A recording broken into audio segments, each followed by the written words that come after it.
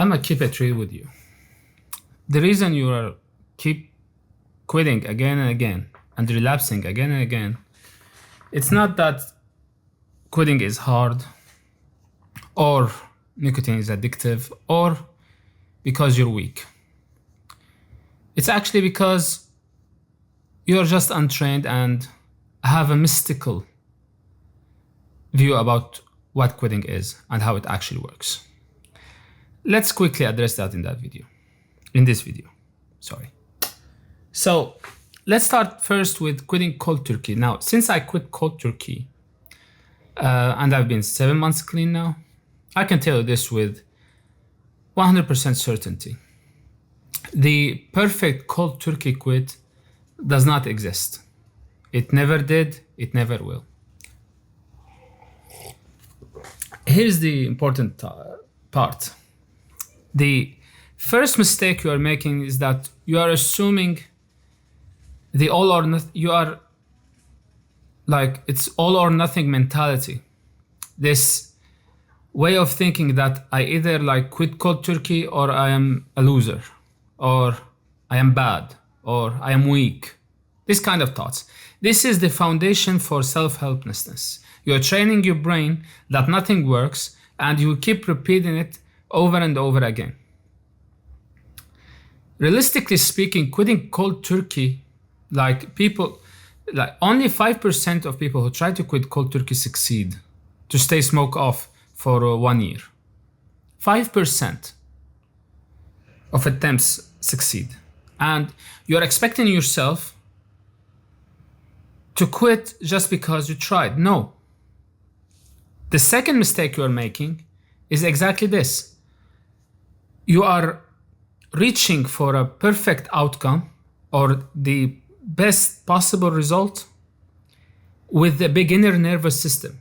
Imagine if you go to the gym and you see someone lifting, doing, 100 or 120 kilograms bench press, or doing extremely big deadlift or squats or something like that.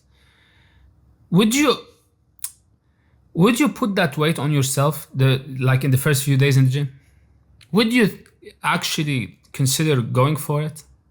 Of course not. Why not? Because you're untrained. And it's the same thing exactly with quitting, especially in cold turkey. See, in cold turkey, you don't just quit based on your intuition. It is trained.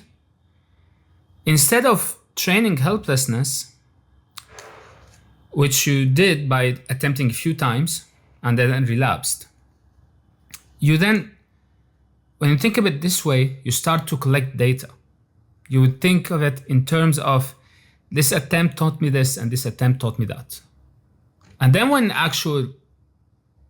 you're ready, then you actually quit cold turkey. Not the other way around. Exactly as doing it in the gym. You progress. Okay, here's, before my last quit, lasting quit, cold turkey, I failed at least 7 to 8 times in 1 month. In 1 month, I failed 7 to 8 times. I threw packs, I cut down, I bought my so-called last pack, and I borrowed from friends. I did all that, all of it. And the difference here is I wasn't judging myself on it. I wasn't saying, oh, I'm a failure. I used to say that. Oh, I am weak. It's just not gonna work. I guess I'm better off as a smoker. But when I started to look at them as lessons, then I started to notice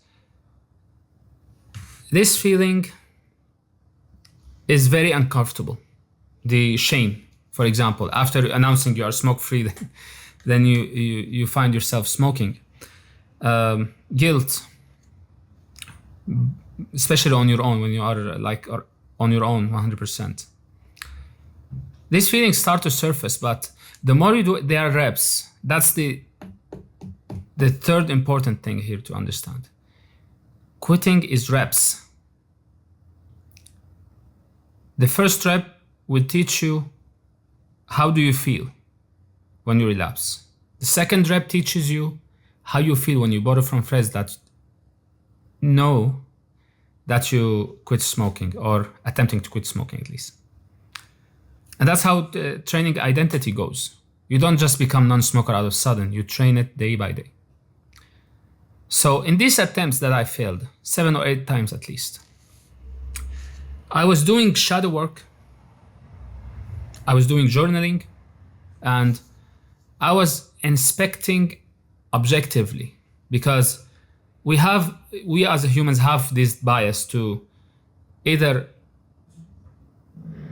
negatively talk to ourselves to stay comfortable in the same situation, meaning trying to quit, or we can use it objectively to extract truth from it and use it in the next attempt. So what happened was I got so much comfortable in discomfort to the point discomfort felt familiar. I wasn't like the harder the fall, the bigger the lesson. And I remember one of the most embarrassing moments is when a friend went into my room. He was smoking. I asked for one after I announced my quit. And another friend came in and he said, no, don't smoke here. He just quit. The other friend said, oh yeah, but he just asked me for one. Now it's my turn to speak because he looked at me in the eyes. What do I say? I fucked up?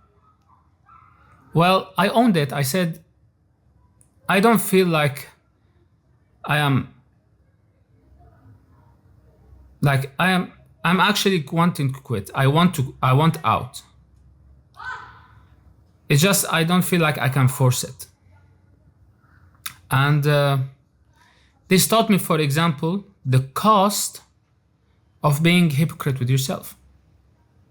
I don't remember the exact word that I said, but I said something hypocritical in this context. So I have enough reps and I understand my past. If you are trying to quit, why don't you listen to a guy who smoked for 12 years and quit cold turkey and actually knows what he's talking about? Go watch the playlist and actually get started on quitting smoking. You have your life to live and you already know that you are being held hostage by it. Just go watch the playlist, would you? Get yourself some help. You've been smoking for years. Is it too much to watch 1 hour? I don't understand. Anyways. But what is this all about? After all the reps, then what happens? You get your freedom. Isn't that why you want to quit smoking? Isn't because you don't want to hold your day just to smoke and then get to do your day? To just go the thing you want to do? You don't want to soothe yourself in bed or on the balcony at night or at day? Isn't it because you don't want to dig into ashtrays to find some puffs that if you don't have money, for example, to buy a new pack?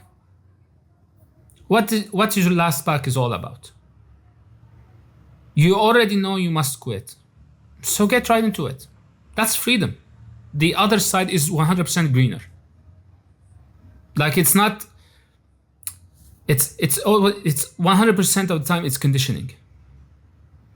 That's how the identity it starts to change when you look at it as reps instead of mystical one time that is heroic and glamorous. You start to actually take the steps toward quitting cold turkey.